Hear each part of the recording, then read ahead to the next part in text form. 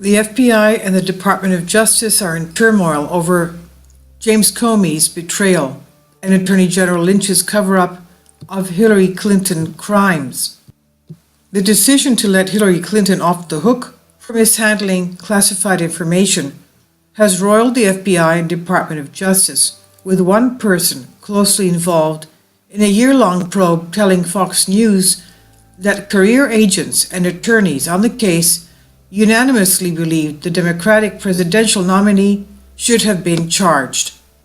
The source, who spoke to Fox News on the condition of anonymity, said FBI Director James Comey's dramatic July 5th announcement that he would not recommend to the Attorney General's office that the former Secretary of State be charged left members of the investigative team dismayed and disgusted.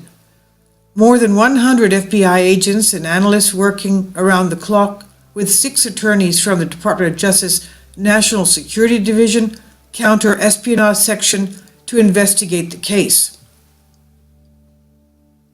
The source said, whose identity and role in the case have been verified by Fox News, quote, "No trial-level attorney agreed, no agent working the case agreed with the decision not to prosecute. It was a top-down decision," end quote.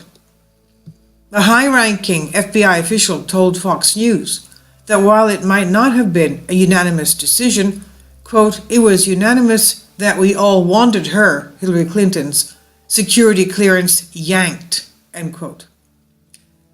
Continuing, "It is safe to say the vast majority felt she should be prosecuted." This is what a senior FBI official told Fox News, adding, "We were floored while listening to the FBI briefing because Comey laid it all out and then said, quote, 'but we are doing nothing,' end quote, which made no sense to us."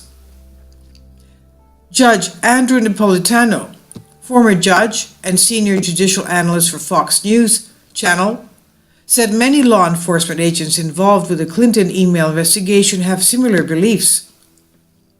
Napolitano said, quote, "It's well known that the FBI agents on the ground, the human beings who did the investigative work, had built an extremely strong case against Hillary Clinton and were furious when the case did not move forward. They believed the decision not to prosecute came from the White House," end quote. The claim also is backed up by a report in the New York Post this week, which quotes a number of veteran FBI agents saying FBI Director James Comey, quote, "has permanently damaged the Bureau's reputation for uncompromising investigations with his cowardly whitewash of former Secretary of State Hillary Clinton's mishandling of classified information using an unauthorized private email server.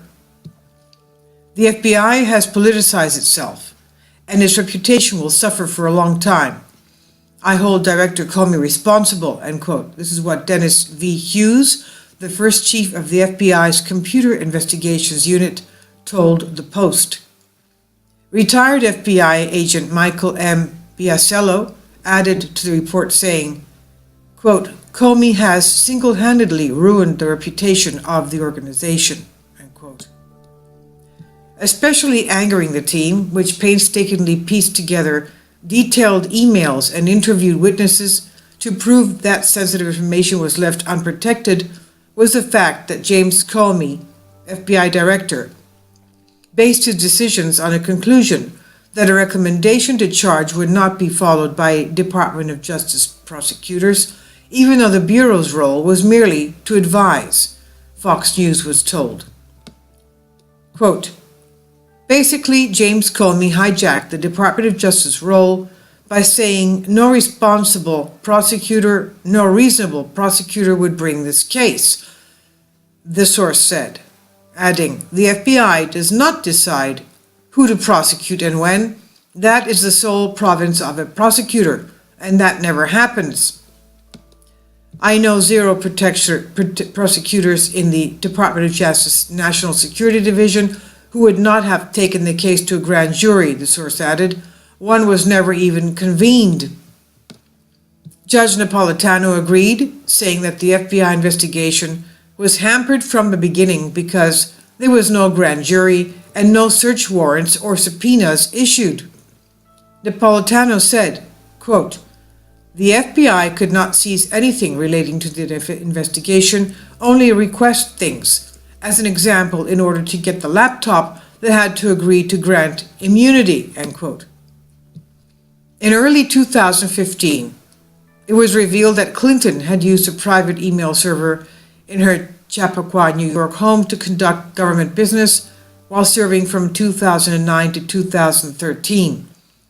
The emails on the private server included thousands of messages that would later be marked classified. Thousands of messages marked classified by the State Department retroactively. Federal law makes it a crime for a government employee to possess classified information in an unsecure manner, and the relevant statute does not require a finding of intent. Although Comey found that Clinton was, quote, "extremely careless in their handling of very sensitive, highly classified information," end quote, he said, quote, "no charges are appropriate in this case," end quote.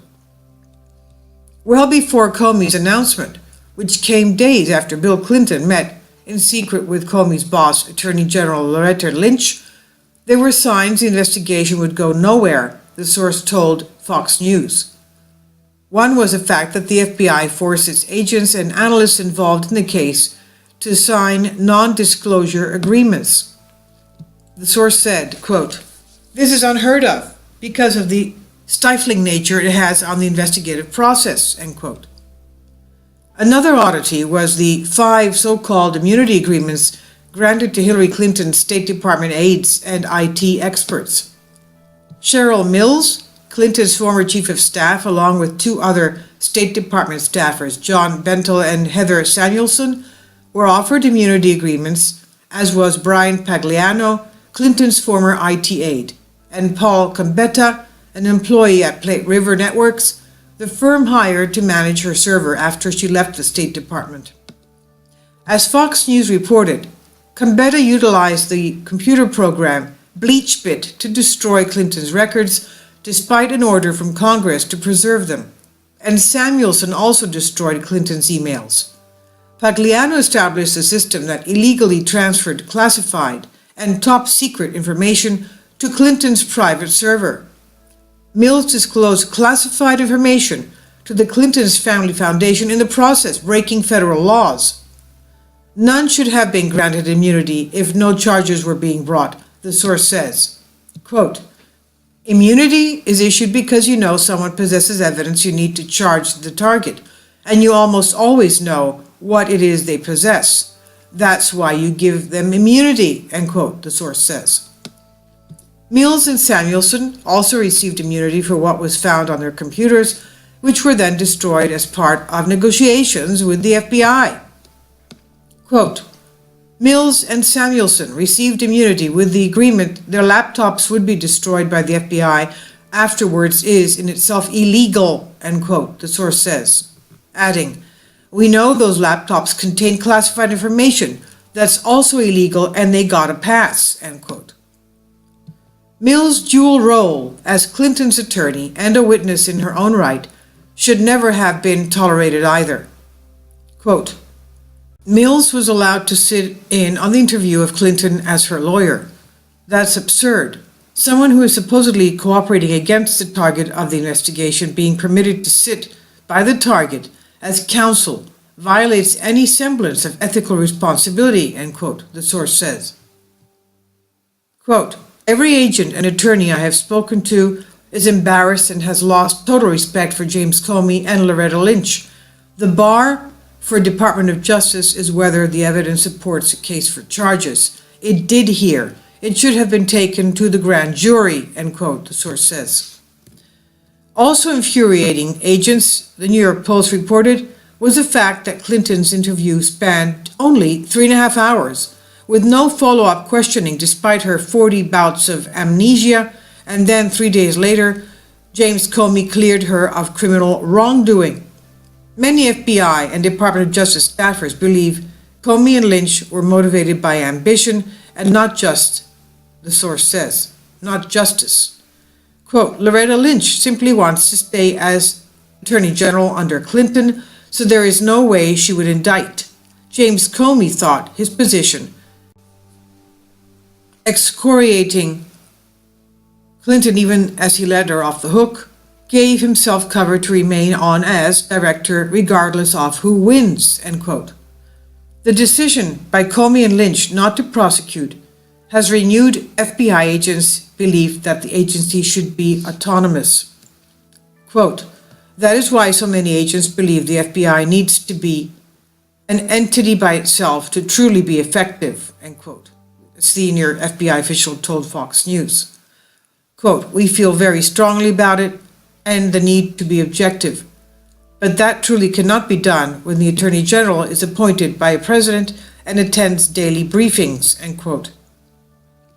Adding to the controversy, WikiLeaks released internal Clinton communication records this week that show the Department of Justice kept Hillary Clinton's campaign and her staff informed about the progress of its investigation.